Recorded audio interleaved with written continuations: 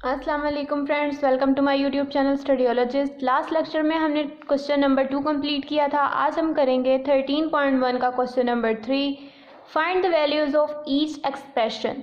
पहले हम यहाँ पर प्रूफ कर लेते थे या उससे ही हम उसका एक्सप्रेशन फाइंड आउट कर लेते थे।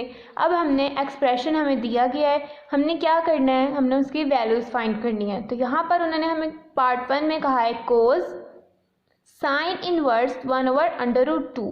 सबसे पहले हम ये ब्रैकेट सोल्व करेंगे, देखेंगे साइन इनवर्स 1/√2 किसके इक्वल होता है, इसकी वैल्यू क्या है, फिर कोस के साथ उसकी वैल्यू लिख देंगे। तो साइन इनवर्स 1/√2 को सबसे पहले हमने y के इक्वल लेट कर लिया, साथ ही हमने उसकी डोमेन मेंशन कर देनी है। साइन की हमारे पास क्या थी, -π/2 और π/2। तो यहाँ पर एक बात आपको स्टार्ट में क्लियर करती चलूँ कि आपको गाइड्स में या बुक में जो डोमेन दी हुई है वो इस फॉर्म में दी गई है, -π/2 less than equal x less than equals π/2। तो ये भी इस फॉर्म में भी आप लिख सकते हैं और इस फॉर्म में भी लिख सकते हैं। इसका मतलब भी यही है कि ये जो -π/2 और π/2 है ये भी इंक्लूडेड है और इसके अंदर वाली भी। लेकिन जो हमारी tan की यहाँ पर डोमेन आ जाएगी वो आती है हमारे पास बुक्स में -π/2 और सिर्फ π/2। मतलब कि ये हमारा बुक में दिया गया है, इसको हम अगर इस फॉर्म में लिखना चाहें तो हम उसकी ब्रैकेट्स को ओपन ब्रैकेट्स में लिखेंगे।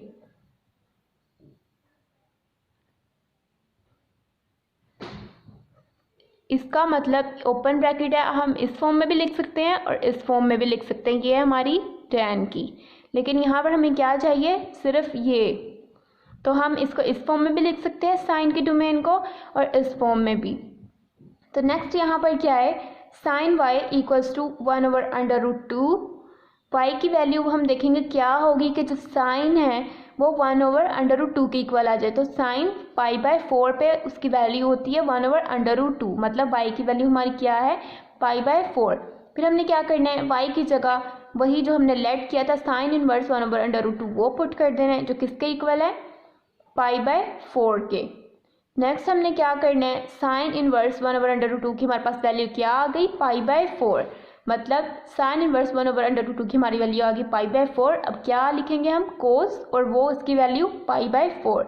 तो कोस π/4 पे उसकी वैल्यू हमारे पास क्या होती है, 1/√2। तो यही हमने वैल्यू यहाँ पर बतानी थी कि ये क्या है। तो नेक्स्ट इसका पार्ट टू में देखें, उन्होंने लिखा है सीकेंड कोस इनवर्स 1/2। तो सबसे पहले हम इसकी वैल्यू फाइंड करेंगे, क्या है, कोस इनवर्स 1/2 को y के इक्वल लेट कर लेंगे। कोस इनवर्स दूसरी साइड पे जाके कोस हो जाएगा, कोस y इक्वल्स टू 1/2।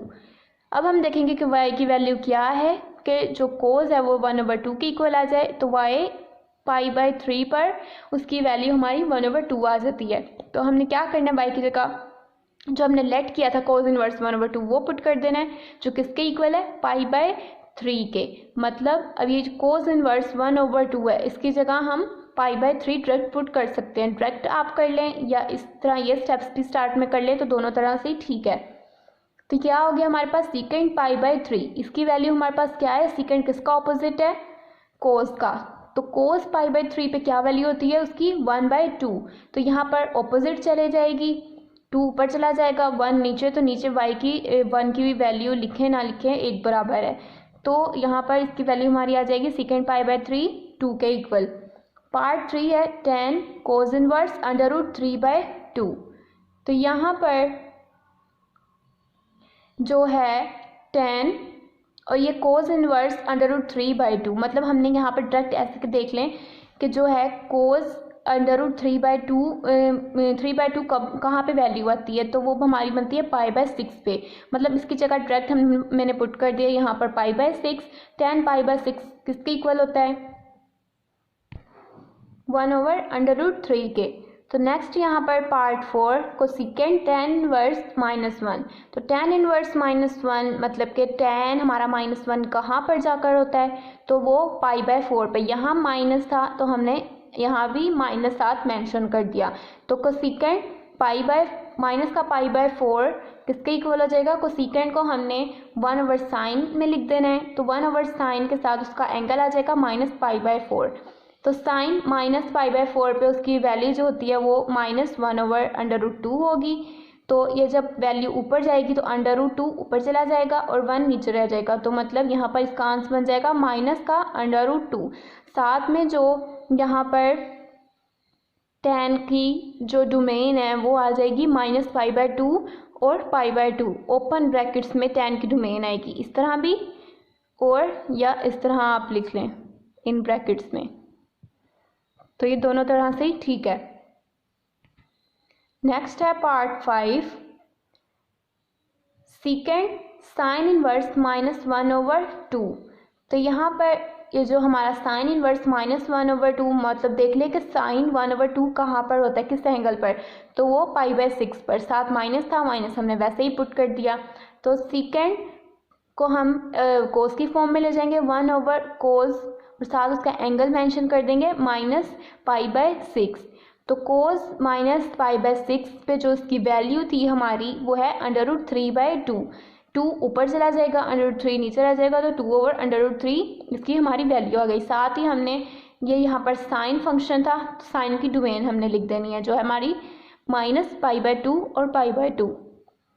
नेक्स्ट यहाँ पर पार्ट 6, tan इनवर्स -1। तो हमने पीछे अभी देखा कि जो tan इनवर्स -1 एंगल हमारा बनता है माइनस का π/4, तो tan की वैल्यू π/4 पर क्या होती है हमारी 1, साथ माइनस था एंगल के साथ तो हमने माइनस मेंशन कर दिया, और tan की अगेन वही डोमेन -π/2 और π/2 ओपन ब्रैकेट्स में।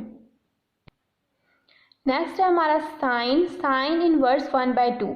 तो साइन 1/2 हमारा कब होता है, किस एंगल पर होता है, π/6 पर, मतलब ये साइन और इसकी वैल्यू π/6, साथ ही साइन की डोमेन हमने मेंशन कर देनी है। डोमेन आपने लास्ट में लिखनी है, नहीं तो यहाँ से आपका 0.5 नंबर उन्होंने कट आउट कर लेना है। तो साइन π/6 किसके इक्वल होता है, 1/2 के। नेक्स्ट यहाँ पर tan साइन इनवर्स -1/2, साइन -1/2 मतलब माइनस को वैसे ही लिख देंगे, साइन 1/2 हमारे पास क्या होता है, किस एंगल पर होता है, π/6 पर। तो tan π/6 की वैल्यू हमने बता देनी है जो हमारी क्या थी, -1/√3। तो ये नेक्स्ट यहाँ पर साइन tan इनवर्स -1। तो tan इनवर्स -1 हमारा होता है -π/6 पर। तो यहाँ पर हमने नेक्स्ट क्या किया, साइन लिख दिया जो हमें क्वेश्चन में दिया गया था, और tan इनवर्स -1 किसके इक्वल है, माइनस का π/4 के, तो हमने वो मेंशन कर दिया। माइनस का हम साइन जो है वैसे ही लिख देंगे, साइन π/4 किसके इक्वल होता है, 1/√2 के। तो ये हमारा था क्वेश्चन नंबर 3। आई होप आपको समझ आई होगी। नेक्स्ट इंशाल्लाह हम 13.2 स्टार्ट करेंगे। आपको कोई भी क्वेश्चन हो तो आप कमेंट सेशन में मुझसे पूछ सकते हैं। वीडियो अच्छी लगी हो तो लाइक शेयर और सब्सक्राइब करें। नेक्स्ट वीडियो तक के लिए अल्लाह हाफिज़।